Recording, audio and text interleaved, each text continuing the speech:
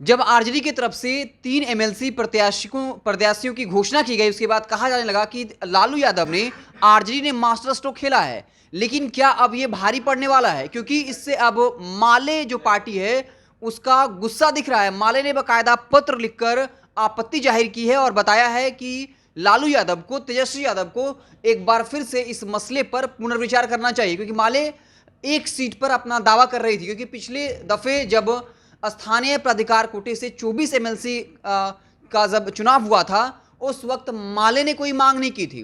जब उपचुनाव हुआ उस वक्त भी कोई मांग नहीं की और मजबूती से आरजेडी के साथ खड़ी थी। माले का यह दावा है कि लालू यादव, तेजस्वी यादव से इस मसले पर बातचीत हुई थी और माले को आश्वस्त भी किया गया था, लेकिन आरजेडी ने महागठबंधन धर्म का पालन नहीं किया।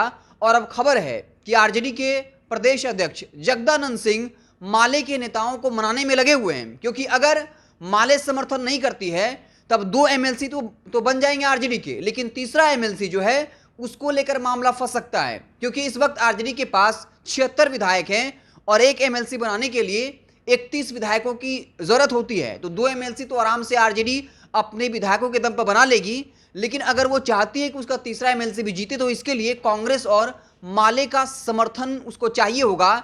लेकिन अगर माले बगावत कर देती है तब महागठबंधन जो है वो टूट भी सकता है, क्योंकि कांग्रेस के साथ अगर आप देखें तो उपचुनाव के बाद जहां तारापुर और कुशेश्वर स्थान में उपचुनाव हुआ था, उसके बाद से एक तरह से कांग्रेस जो है वो महागठबंधन से अलग है। और अब माले ने अपना विरोध दर्ज किया और ये कहा कि 3 एमएलसी प्रत्याशी का जो ऐलान हुआ उसमें लालू यादव, तेजस्वी यादव से बातचीत हो चुकी थी।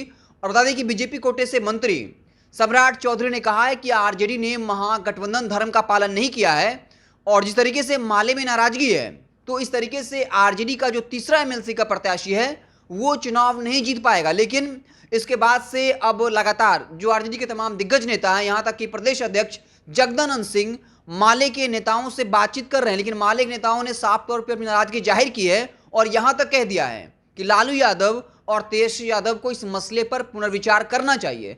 आपको बता दें कि माले बाकायदा 12 सीटों पर जीत दर्ज की थी और 2020 के विधानसभा चुनाव में जब तेजस्वी यादव चुनाव प्रचार करने जा रहे थे तो कई जगहों पर लाल झंडा दिख रहा था। और माले के बारे में कहा जाता है कि ये ग्राउंड स्तर पर काम करने में यकीन रखती है और जो कैडर होता है माले का वो काफी मजबूत है। हालांकि लालू यादव इस बात को भली भांति समझते हैं, लेकिन जल्दीबाजी में 3 एमएलसी प्रत्याशियों का ऐलान कर देना हो सकता है कि आरजेडी को भारी पड़ जाए।